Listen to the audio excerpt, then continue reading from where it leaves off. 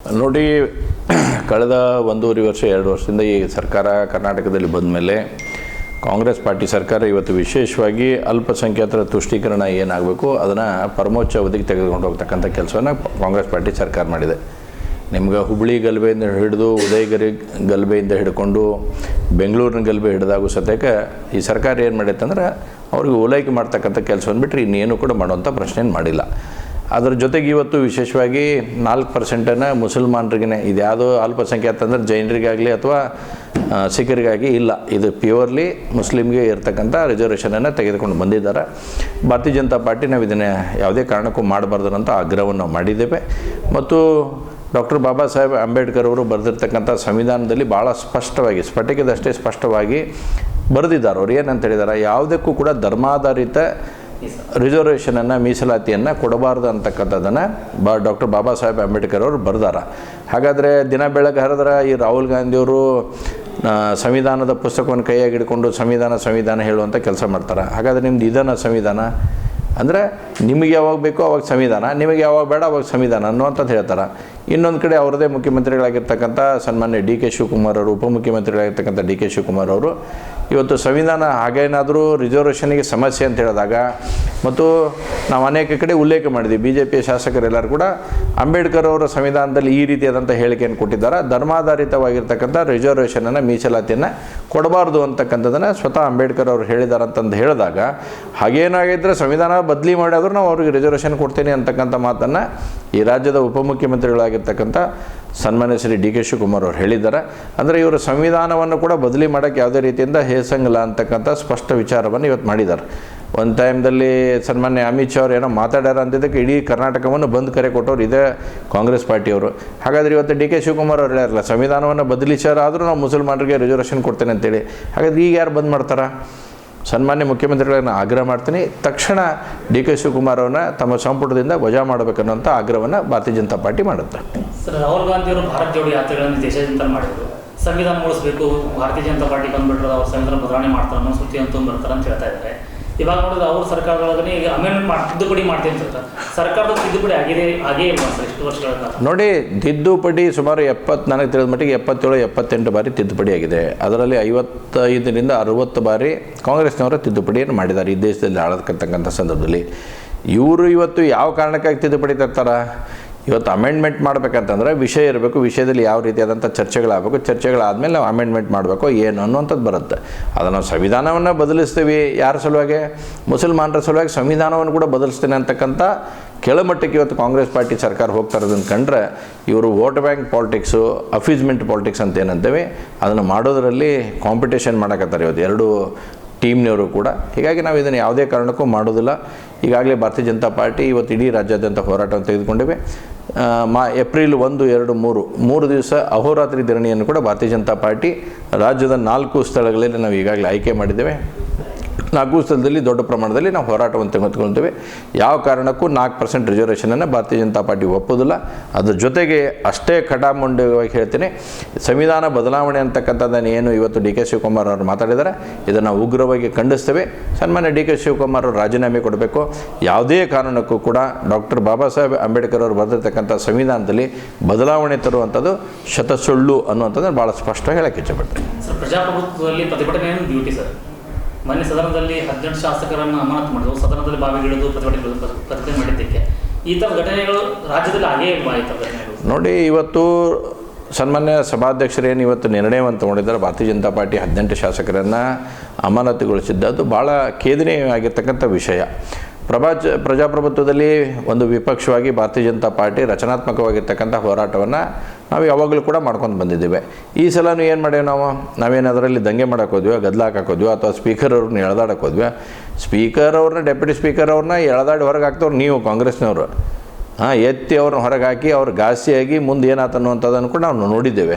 ಸನ್ಮಾನ್ಯ ಮುಖ್ಯಮಂತ್ರಿಗಳು ಏನು ಕೇಳಿದ್ವಿ ನಾವು ಸ್ಪೀಕರ್ ಅವ್ರಿಗೆ, ನೀವು ಮೊದಲ ಹನಿ ಟ್ರ್ಯಾಪ್ ಬಗ್ಗೆ ಸನ್ಮಾನ್ಯ ಮುಖ್ಯಮಂತ್ರಿಗಳು ವಿಷಯ ಮಂಡನೆ ಮಾಡಲಿ, ಅದರ ಬಗ್ಗೆ ನಿರ್ಣಯ ಏನು ಅನ್ನುವಂಥದ್ದಾಗಲಿ, ತದನಂತರ ಅವರು ಬಜೆಟನ್ನು ಏನು ಮಂಡಿಸಿದ್ರು ಅದಕ್ಕೆ ಉತ್ತರ ಕೊಡುವಂಥದ್ದನ್ನು ಮಾಡಲಿ ಅನ್ನುವಂಥದ್ದನ್ನು ಭಾಳ ಸ್ಪಷ್ಟವಾಗಿ ನಾವು ಹೇಳಿದ್ವಿ.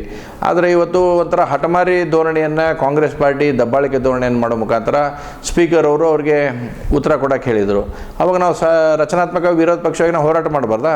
ನಾವು ಕೇಳಬಾರ್ದು? ಹಾಗಾದರೆ ನಾವು ತಪ್ಪು ಮಾಡೋಕ್ಕೆ ಹೋಗಿಲ್ಲ. ತಪ್ಪು ಮಾಡಿದವ್ರು ಯಾರು? ನಿಮ್ಮ ಪಾರ್ಟಿಯವರು ತಪ್ಪು ಮಾಡ್ಯಾರ. ನೀವು ಹನಿ ಟ್ರ್ಯಾಪ್ ನೀವು ಮಾಡಿಲ್ಲ ಅಂತ ಹೇಳಿದ್ರೆ ನಾವ್ಯಾಕೆ ಕೇಳಕ್ಕೆ ಹೋಗಿದ್ದೀವಿ ನಿಮಗೆ? ನಾವು ಕೇಳತ್ತಿದ್ದಿಲ್ಲ, ಪ್ರಶ್ನೆ ಕೇಳ್ತಿದ್ದಿಲ್ಲ.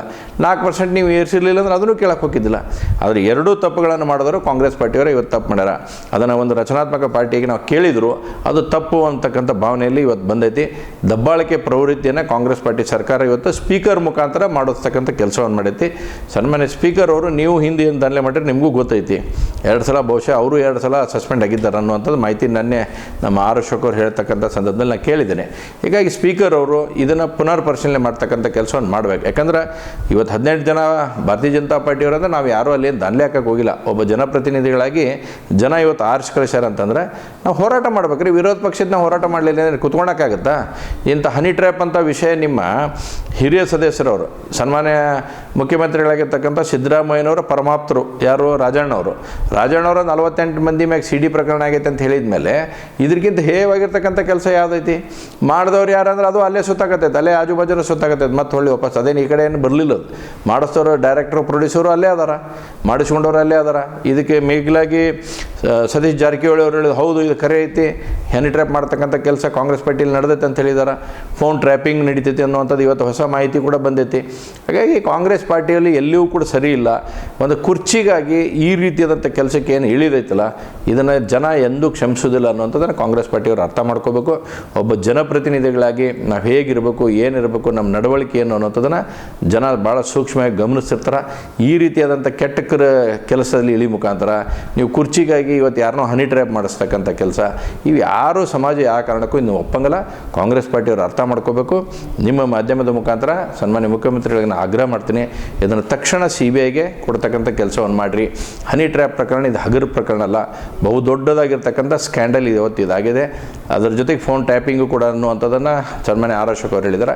ಹೀಗಾಗಿ ಎರಡೂ ಕೇಸುಗಳನ್ನು ತಕ್ಷಣ CBIಗೆ ಎನ್ಕ್ವೈರಿ ಮಾಡಿದರೆ ದೂದ್ ಕಾ ದೂದ್ ಪಾನಿ ಕಾ ಪಾನಿ ಅನ್ನೋದಾಗುತ್ತೆ. ಇದರ ಡೈರೆಕ್ಟರು ಪ್ರೊಡ್ಯೂಸರ್ ಯಾರು ಅದರಂದ್ರೆ ಕರ್ನಾಟಕ ದೇಶದ ಜನತೆ ಮುಂದೆ ಬರೋಕ್ಕೆ ಸಾಧ್ಯ ಇದೆ. ಸರ್, ಬೆಳಗಾವಿ ದೇಶದಲ್ಲಿ ಆಗಿರುವಂಥ ಘಟನೆ ಇಮಿಡಿಯೇಟ್ ಆಕ್ಷನ್ ತೊಗೊಂಡ್ಬಿಟ್ರು, ಪೊಲೀಸರು ಒಳಗಡೆ ಬಂದು ಅದನ್ನು ಅರೆಸ್ಟ್ ಮಾಡೋದು ಆಗ್ತಾರೆ. ಬಟ್ ಇಲ್ಲಿ ಸುಮೋಟೋ ಕೇಸ್ ದಾಖಲಿಸಲಿಕ್ಕೆ ಆಗ್ತಾ ಇಲ್ಲ. ಅವರೇ ಬಂದು ಸಚಿವ ನೋಡ್ರಿ, ಕಾಂಗ್ರೆಸ್ ಪಾರ್ಟಿ ನಾವು ಆಕ್ಷನ್ ತಗೊಂತೀವಿ ಅಂತ ಹೇಳ್ತಾರೆ. ನೀವು ಭಾಳ ಸರಿಯಾಗಿರ್ತಕ್ಕಂಥ ಪ್ರಶ್ನೆಯನ್ನು ಕೇಳಿದ್ರಿ, ಅದ್ರ ಜೊತೆ ಉತ್ತರನೂ ಹೇಳಿದ್ರಿ. ಇವತ್ತು ಕಾಂಗ್ರೆಸ್ ಪಾರ್ಟಿ ಸರ್ಕಾರ ಯಾವಾಗ ಹೆಂಗೆ ಬೇಕು ಹಂಗೆ ಹೊಳತೈತೆ. ಅದೇನೋ ಒಂದು ಹುಳ ಏನೋ ಹೇಳ್ತಾರಲ್ಲದ, ನುಸುಗುಣ್ಣಿ ಪುಳನೇನು ಉಸುರುವಳ್ಳಿ ಹುಳದ ಗತೆ ಹೆಂಗೆ ಬೇಕು ಹಂಗೆ ಹೊಳ್ಳಾಡೋ ಕೆಲಸವನ್ನು ಕಾಂಗ್ರೆಸ್ ಪಾರ್ಟಿಯವ್ರು ಮಾಡ್ತಾರೆ.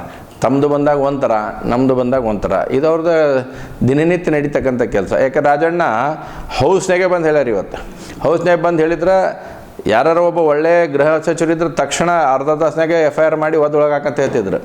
ಆದರೆ 4 ದಿವಸ ಅದರಲ್ಲಿ ಇಲ್ಲ, ಅವ್ರು FIR ನನಗೆ ಮಾಡಿಸಿಲ್ಲ, ಅವ್ರು ನನಗೆ ಕಂಪ್ಲೇಂಟ್ ಕೊಟ್ಟಿಲ್ಲ. ಕಂಪ್ಲೇಂಟ್ ಯಾಕೆ ಬೇಕು ನಿಮಗೆ? ಒಬ್ಬ ಸಚಿವರು ಆನ್ ದಿ ಫ್ಲೋರ್ ಹೇಳಿದಾಗ ನೀವು ಇಮಿಡಿಯೇಟ್ ಆ್ಯಕ್ಷನ್ ತೊಗೋಬೇಕಾಗಿತ್ತು. ಇವತ್ತು ಅದ ನಿಮಗೆ ಬೆಳಗಾವಿ ಅಧಿವೇಶನದಾಗ ಏನೋ ಆಗೈತಿ ಅಂತಂದ್ರೆ ಆಗೈತೋ ಇಲ್ಲ ಗೊತ್ತಿಲ್ಲ, ಆಗೈತೆ ಅಂತಂದ್ಕೂಳೆ ಸಿಟಿ ಅವ್ರನ್ನ ಎತ್ಕೊಂಡು ಬೆಳತನಕ ಅಡ್ಡಾಡುವಂಥ ಕೆಲಸ ಮಾಡಿದ್ರಿ. ಇಲ್ಲಿ ಯಾಕೆ ಮಾಡಲಿಲ್ಲ? ಹಂಗಂದ್ರೆ ನಮ್ಮ 18 ಜನ ಸ್ಪೀಕರ್ ನಮ್ಮ ಶಾಸಕರನ್ನ ಸಸ್ಪೆಂಡ್ ಮಾಡಿದ್ರಿ. ನಿಮ್ಮ ಕಾಂಗ್ರೆಸ್ಸಿನ ಮಂತ್ರಿಗಳಿಂದ ಹಿಡ್ಕೊಂಡು ಶಾಸಕರು ಏನು ಮಾಡಿದಾರೆ? ಅವತ್ತು ಮೈ ಕಿತ್ತಿ ಹೋಗೋದಾರಲ್ಲ, ಅವ್ರ ಮೇಲೆ ಯಾಕೆ ಆ್ಯಕ್ಷನ್ ಇಲ್ಲ? ಅವ್ರ ಮೇಲೆ ತೊಗೋಬೇಕಾಯ್ತು ಆ್ಯಕ್ಷನ್. ಹೆಂಗಂದ್ರೆ ಅವಾಗ ನೀವು ನಿಜವಾದತಕ್ಕಂಥ ಸಭಾಧ್ಯಕ್ಷರು ಅಂತ ಹೇಳ್ತಿದ್ವಿ. ನಿಮಗೆ ಸಭಾಧ್ಯಕ್ಷರು ಅಂದರೆ 224 ಮಂದಿನ ಒಬ್ಬರು ಅವ್ರು ಬಿಟ್ಟು ಎಲ್ಲರನ್ನೂ ಸಮನಾಗಿ ಕಾಣಬೇಕು. ನೀವು ಆ ಕಡೆಯವ್ರು ಮೈಕ್ ಕಿತ್ತಿ ಹೋಗಿದ್ರೆ ಅವ್ರ ಮೇಲೆ ಏನು ಆ್ಯಕ್ಷನ್ ಮಾಡಲಿಲ್ಲ. ಆ ಮೈಕ್ ಅವ್ರು ಬಡ್ದಿದ್ರು ಅಷ್ಟೇ ಆ್ಯಕ್ಷನ್ ತೊಗೊತಿದ್ರು. ಅವ್ರ ಮೇಲೆ ಆ್ಯಕ್ಷನ್ ಮಾಡಲಿ. ಸ್ಪೀಕರ್ಗೆ ಎಲ್ಲ ವಿಡಿಯೋ ಅಲ್ಲಿ ರೆಕಾರ್ಡಿಂಗ್ಸ್ ಅದಾವೆ, ಯಾರು ಮೈಕ್ ಕಿತ್ತಾರ, ಯಾರು ಹೋಗದಾರ, ಯಾರ ಮ್ಯಾಗ ಹೋಗದಾರ ಅಂತದನ್ನು ಅವ್ರ ಮ್ಯಾಗೂ ಕೂಡ ಆ್ಯಕ್ಷನ್ ಮಾಡ್ತಕ್ಕಂಥ ಕೆಲಸನ ಮಾನ್ಯ ಸಭಾಧ್ಯಕ್ಷರು ಮಾಡ್ಬೇಕನ್ನೋ ದಾಖಲೆ ಮಾಡ್ತೀನಿ. ನೋಡಿ, ಈಗಾಗಲೇ 4 ಲಕ್ಷ ಕೋಟಿ ಬಜೆಟನ್ನು ಸನ್ಮಾನ್ಯ ಮುಖ್ಯಮಂತ್ರಿಗಳು ಮಂಡನೆ ಮಾಡಿದ್ದಾರೆ. 4 ಲಕ್ಷ ಒಳಗೆ 1,09,000 ಕೋಟಿಯಷ್ಟು ಸಾಲವನ್ನು ಪಡೆದಾರೆ. ಸನ್ಮಾನ್ಯ ಮುಖ್ಯಮಂತ್ರಿಗಳು ಇನ್ನು 3 ವರ್ಷ ಪೀರಿಯಡ್ ಮುಗಿಸಿ ಹೋಗೋದ್ರೊಳಗೆ ಕರ್ನಾಟಕ ರಾಜ್ಯದ ಜನತೆ ಮೇಲೆ 10 ಲಕ್ಷ ಕೋಟಿ ರೂಪಾಯಿಯಷ್ಟು ಸಾಲದ ಹೊರೆಯನ್ನು ಹೊರಿಸೋಕಾರೆ ಇವರು. ಇದೇ ರೀತಿ ಬಿಟ್ವಿ ಅಂತಂದರೆ 10 ಲಕ್ಷ ಕೋಟಿ ನಮಗೆ ಸಾಲದ ಹೊರೆ ಬರುತ್ತೆ. ಇದನ್ನು ನಾವು ಒಂದು ಸಲ ಅರ್ಥ ಮಾಡ್ಕೋರು ಕರ್ನಾಟಕ ರಾಜ್ಯದ ಜನತೆ. ಎರಡನೇದು 5 ಗ್ಯಾರಂಟಿಗಳನ್ನು ಭಾಳ ವಿಶೇಷವಾಗಿ ಪುಂಖಾನುಪುಂಖವಾಗಿ ಹೇಳಿ ಎಲ್ಲ ಮುಖ್ಯಮಂತ್ರಿಗೆ ಹೇಳುವಂಥದ್ದು ನೋಡಿದ್ದೀವಿ. 6ನೇ ಗ್ಯಾರಂಟಿ ಏನು ಕೊಟ್ಟರು? ಇವತ್ತು ಲಿಕ್ಕರ್ ಭಾಗ್ಯವನ್ನು ಕೊಟ್ಟರು. 7ನೇ ಗ್ಯಾರಂಟಿ ಏನು? ಇವತ್ತು CD ಪೆನ್ ಡ್ರೈವನ್ನು ಕೊಡೋವಂಥದ್ದು ಮಾಡಿದ್ದಾರೆ. 8ನೇ ಗ್ಯಾರಂಟಿ ವಿದ್ಯುತ್ ಬಿಲ್ ಏರಿಸಿದ್ರು. 9ನೇ ಗ್ಯಾರಂಟಿ ಹಾಲಿನ ದರವನ್ನು ಏರ್ಸಕತ್ತಾರ. 10ನೇ ಗ್ಯಾರಂಟಿ ಸೆರೆ ಕುಡಿಯೋರು ನೆಮ್ಮದಿಯಿಂದ ಇರಬಾರ್ದು ಅಂತೇಳಿ ಅದನ್ನೂ ಏರಿಸಿದ್ರು. 11ನೇ ಗ್ಯಾರಂಟಿಯಾಗಿ ಇವತ್ತು ಲ್ಯಾಂಡನ್ನು ಏನು ನಮ್ಮ ವ್ಯವಹಾರ ಮಾಡ್ತಿದ್ವಿ ಅದನ್ನು ಏರಿಸುವಂಥದ್ದಾಯಿತು. ಎಲ್ಲಿ ಮಟ್ಟ ಬಂದೈತಿ ಇವ್ರು ಲಾಸ್ಟು ಹುಟ್ಟಿದಿರ್ತಕ್ಕಂಥ ಸತ್ತದವ್ರ ಸರ್ಟಿಫಿಕೇಟ್ ತೊಗೋಬೇಕಂದ್ರೆ ಅದನ್ನೂ ಏರಿಸುವಂಥ ಕೆಲಸ ಮಾಡಿದ್ದಾರೆ. ಹೀಗಾಗಿ ಒಂದು ಕೈಲಿ ಕೊಟ್ಟು ಎರಡು ಕೈಲಿ ಕಸ್ಕೊಳ್ಳೋಂಥ ಕೆಲಸವನ್ನು ಕಾಂಗ್ರೆಸ್ ಪಾರ್ಟಿ ಸರ್ಕಾರ ಇವತ್ತು ಮಾಡ್ತಾಯಿದೆ. ಕೇವಲ ಇವರಿಗೆ ಹೇಳಕ್ಕೆ 5 ಗ್ಯಾರಂಟಿಗಳಂತ ಹೇಳಕ್ಕೆ ಕಷ್ಟ ಅದಾರ, ಅವನ್ನೂ 100% ಇಂಪ್ಲಿಮೆಂಟ್ ಮಾಡುವಂಥ ಕೆಲಸ ಇವ್ರ ಕಡೆಯಿಂದ ಆಗ್ತಾಯಿಲ್ಲ. ಎರಡನೇದ್ದು ಲಾಸ್ಟ್ ಕೊಟ್ಟೆ ಕಡೆದ ಹೇಳೋದಂದ್ರೆ ಅಭಿವೃದ್ಧಿ ಶೂನ್ಯ ಸರ್ಕಾರ ಅನ್ನುವಂಥ ಹಣೆಪಟ್ಟಿ ಇವತ್ತು ಕಾಂಗ್ರೆಸ್ ಪಾರ್ಟಿಗೆ ಹತ್ತೈತೆ. ಎಲ್ಲಿನೂ ಕೂಡ ಅಭಿವೃದ್ಧಿ ಕೆಲಸಗಳಾಗ್ತಾಯಿಲ್ಲ, ಎಲ್ಲಿ ಹಣ ಬಿಡುಗಡೆ ಆಗ್ತಾಯಿಲ್ಲ. Best for example Hubli Dharwad ಮಹಾನಗರ ಪಾಲಿಕೆದು ಏನು ಹೇಳ್ಯಾರ ಇವತ್ತು 3 ತಿಂಗಳದ ಪಗಾರ ಸುಮಾರು 21 ಕೋಟಿ ರೂಪಾಯಿನ ನಮ್ಮ ಕಡೆ ಕೊಡೋಕ್ಕಾಗಲ್ಲ, ನೀವಲ್ಲೇ ಟ್ಯಾಕ್ಸ್ನ ಕೊಟ್ಕೊಂಡು ಮುಗಿಸ್ರಿ ಅಂತೇಳಿ. ಹಾಗಾದ್ರೆ ಇವ್ರು ಯಾರು ಹೇಳೋರು? ಇವ್ರು ಹಂಗಂದ್ರೆ ದಿಲ್ಲಿಗೆ ಹೋಗಿ ಸನ್ಮಾನ್ಯ ಮುಖ್ಯಮಂತ್ರಿಗಳು ಬಜೆಟ್ ಮಂಡನೆ ಮಾಡೋ ಮುಂದೆ ನಮ್ಮ ತೆರಿಗೆ ನಮ್ಮ ಹಕ್ಕು ಅಂತ ಹೇಳ್ತಾರೆ. ಹಾಗಾದ್ರೆ ನಮ್ಮ ಮಹಾನಗರ ಪಾಲಿಕೆ ನಮ್ಮ ರೊಕ್ಕ ಅಂತ ಹೇಳ್ಬೇಕಾ ನಾವು? ಹೊಳ್ಳಿ ಮುಖ್ಯಮಂತ್ರಿ ಹೇಳ್ಬೇಕಲ್ಲ ಇದಕ್ಕೆ ಉತ್ತರನ. ಹಾಗಾದ್ರೆ ನಮ್ಮ ಮಹಾನಗರ ಪಾಲಿಕೆ ನಮ್ಮ ರೊಕ್ಕ ಯಾಕೆ ಕೊಡ್ಬೇಕು? ನಾವು ಟ್ಯಾಕ್ಸ್ ಕೊಟ್ಟಿದ್ದು ಇಲ್ಲಿಗೆ. ಹಾಗಾದ್ರೆ ಇದು ಸರ್ಕಾರದಿಂದ ಬರ್ತಕ್ಕಂಥ ಹಣವನ್ನು ಕೊಡಬೇಕು. ಸುಮಾರು 290 ಕೋಟಿ ರೂಪಾಯಿಯನ್ನು ಮಹಾನಗರ ಪಾಲಿಕೆಯಿಂದ ಕೊಡುವುದನ್ನು ಸರ್ಕಾರ ಉಳಿಸ್ಕೊಂಡೈತಿ ಎಲ್ಲ ಮೂಲಗಳಿಂದ. ಹೀಗಾಗಿ ಮೊದಲು ಇಲ್ಲಿ ಸರ್ಕಾರ ನಮ್ಮ ಮಹಾನಗರ ಪಾಲಿಕೆ ರೊಕ್ಕ ಕೊಡೋ ಕೆಲಸ ಮಾಡಲಿ. ಇಲ್ಲಿ ಸಾಕಷ್ಟು ಸಮಸ್ಯೆಗಳಿದ್ದಾವೆ. 150 ಕೋಟಿ ರೂಪಾಯಿ ಇಲ್ಲಿ ಟೆಂಡರ್ದಾರರಿಗೆ ಯಾರು ಕೆಲಸ ಮಾಡ್ಯಾರ ಕಾಂಟ್ರಾಕ್ಟರ್ಗೆ ದುಡ್ಡು ಕೊಡ್ಬೇಕು ಸರ್ಕಾರ. ಇಲ್ಲಿ ಮಹಾನಗರ ಪಾಲಿಕೆ ನಾವೇನೋ ಮಾಡಿ ಎಲ್ಲರೂ ಕೂಡ ಹೊಂದಿಸಿ ಒಂದು 40 ಕೋಟಿ ರೂಪಾಯಿ ಏಪ್ರಿಲ್ನಲ್ಲಿ ಸ್ವಲ್ಪ ಕಲೆಕ್ಷನ್ ಚೆನ್ನಾಗಿ ಮಾಡಿ ಕೊಡ್ರಿ ಅಂತ ಹೇಳಿದ್ರೆ, ಈಗ ಅದ್ರಾಗ 21 ಕೋಟಿ ರೂಪಾಯಿ ಸ್ಯಾಲ್ರಿ ಕೊಟ್ಟರೆ ಏನೇನು ಉಳಿತೈತೆ ನಿಮ್ಮ ಕಾಂಟ್ರಾಕ್ಟರ್ ಕೊಡೋಕೆ? ಕಾಂಟ್ರಾಕ್ಟರ್ ಮತ್ತು ನಾಳೆ ಉರ್ಲಾಕೋಣಂಥ ಕೆಲಸ ಮಾಡೋಕೆ ಹೋಗಿರಿ. ಹೀಗಾಗಿ ನಾವು ಇದನ್ನು ಭಾಳ ಸ್ಪಷ್ಟವಾಗಿ ಹೇಳ್ತೀವಿ.